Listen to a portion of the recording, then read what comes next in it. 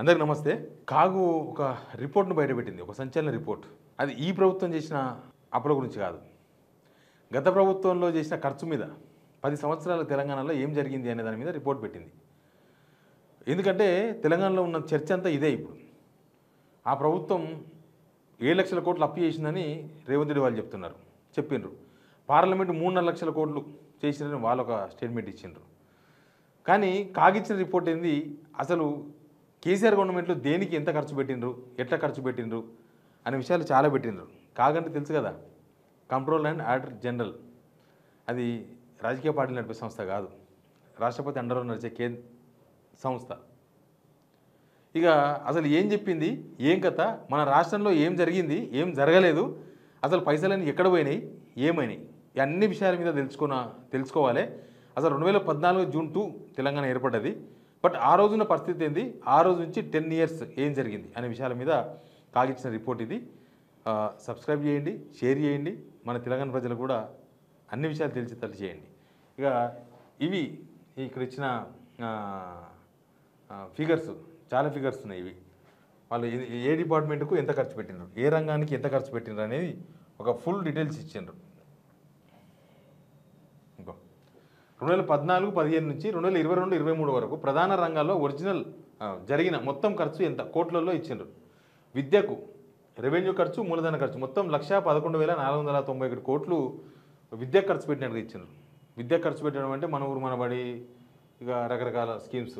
ఆరోగ్యం 52,465, SC ST BC minority సంక్షేమం 84,627, దళిత బంధు, BC బంధు, ఇంకా రకరకాల స్కీమ్స్. అగ్రికల్చర్ 1,18,719.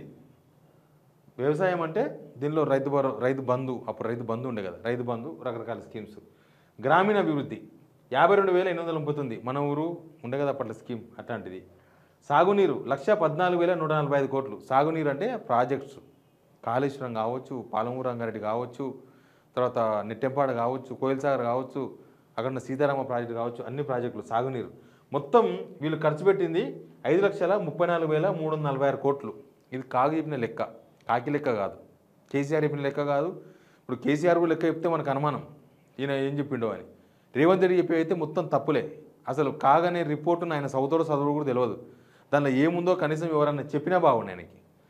ఇప్పుడు ఇంట్రెస్ట్ నిన్న వివేక్ వెంకట స్వామి చెప్తుండు, ఆయన డిగ్రీ అయింది, డాక్టర్, ఆయన బాగానే చదువుకుండు, ఎంబీబీఎస్ చదువుకున్నాడు.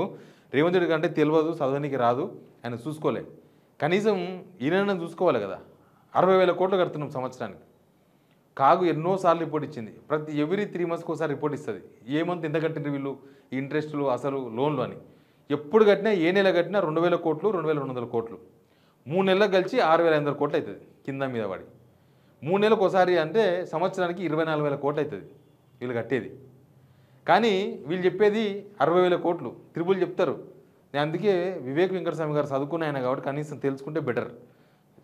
చదువుకున్న వాళ్ళు, లేకపోతే ఓపిక లేని వాళ్ళు, టైం లేని వాళ్ళు, ఎవరు చెప్తే వినని వాళ్ళు అయితే ఓకే, మీరు వింటారు కదా.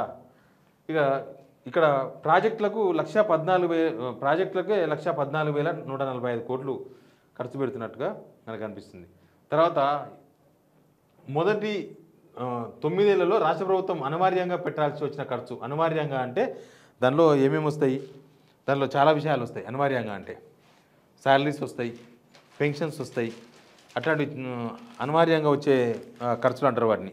అనివార్యంగా వచ్చే ఖర్చులు పెన్షన్లు, రాష్ట్ర ప్రభుత్వ ఉద్యోగుల వేతనాలు, తర్వాత అప్పులకు వడ్డీ, అదంతా కలిసి 3,95,941 కోట్లు. ఇది ఒక 3,95,000 కోట్లు, అదొక 5,37,000 కోట్లు. ఆల్మోస్ట్ 6-6.5 లక్షల కోట్లు ఇన్ని అయింది. అంటే పార్లమెంట్ చెప్పిన 3 లక్షల కోట్లు ప్లస్ కార్పొరేషన్స్ ద్వారా తీసుకొచ్చిన అప్పులు మొత్తం కలిస్తే ఒక 5.5-6 దాకా కావచ్చు మొత్తం వీళ్ళది. ఇక మిగతాది రేవంత్ రెడ్డి చెప్పిన 7 లక్షల కోట్ల అప్పు వేరు. ఎట్లా అంటే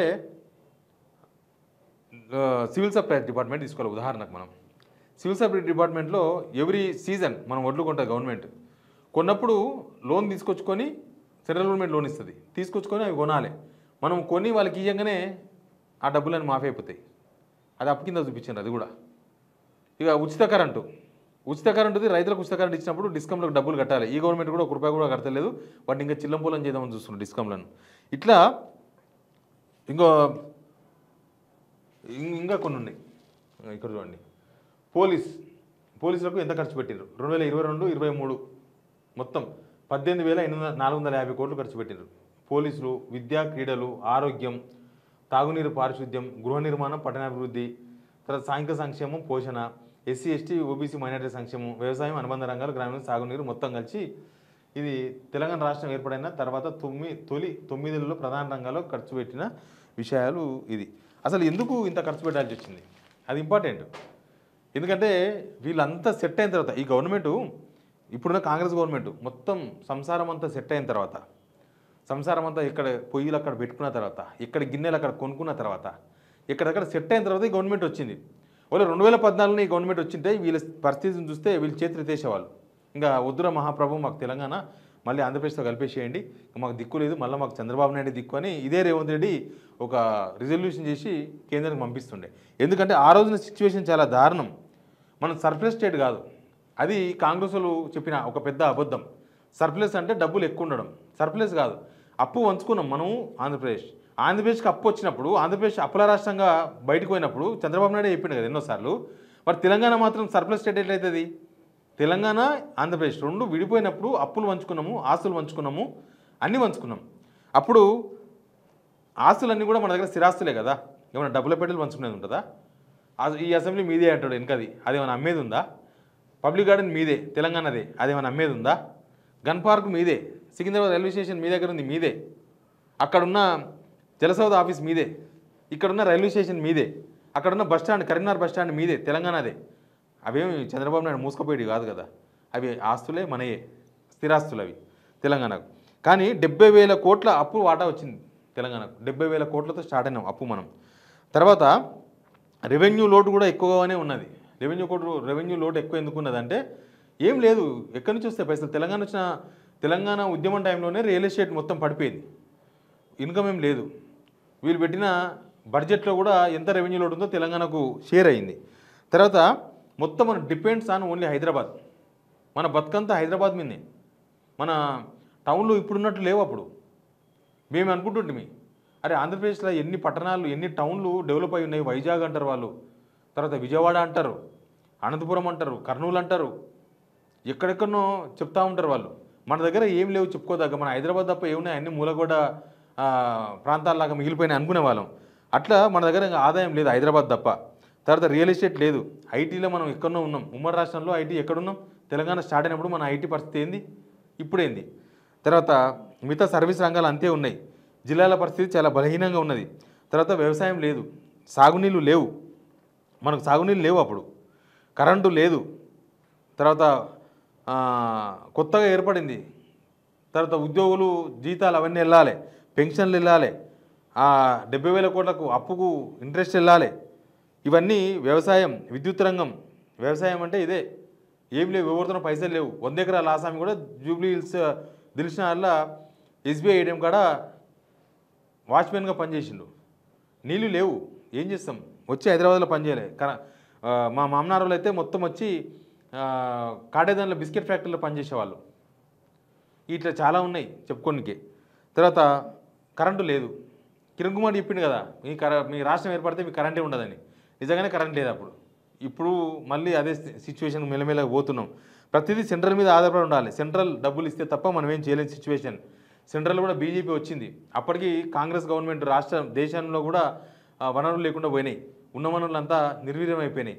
బీజేపీ గవర్నమెంట్ వచ్చాక కొంచెం కోలుకునే పరిస్థితులు వచ్చినాయి. తర్వాత రాష్ట్ర రెవెన్యూను సర్దుబాటు చేయడానికి చాలా టైం పట్టింది. నేను చూసిన కేసీఆర్ ఒక ముఖ్యమంత్రి అయిన తర్వాత ఒక 7-8 నెలలు వారంలో 4 రోజులు రివ్యూలే.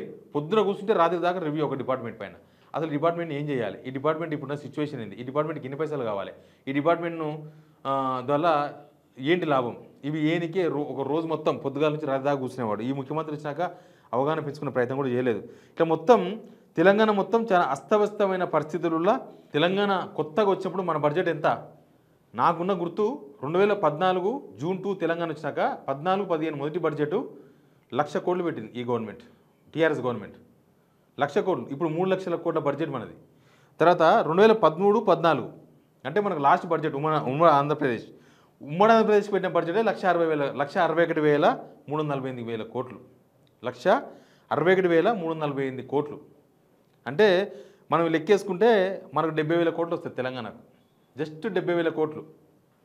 ఇప్పుడు 3 లక్షల కోట్లు. మరి అప్పటి నుంచి ఇప్పటికి ఏం జరిగింది అని మాట్లాడేటోళ్లకు కాగిచ్చిన రిపోర్ట్ ఒక సమాధానం అనుకుంటాను నేను. తెలంగాణలో 10 సంవత్సరాలు ఏం జరిగింది అని. మన పని మనం చేసుకుంటున్నాం. ఇప్పుడు మన వ్యవసాయం మనం చేసుకుంటున్నాం. మన పిల్లలకు ఉద్యోగాలు ఇక్కడ వస్తున్నాయి. సాఫ్ట్వేర్లో మనం బెంగళూరును దన్నం పోయి, పూణే లాంటివి మన ఇంకా వెనుకకి వెళ్ళిపోయినాయి. పూణే, చెన్నై ఇలాంటివి.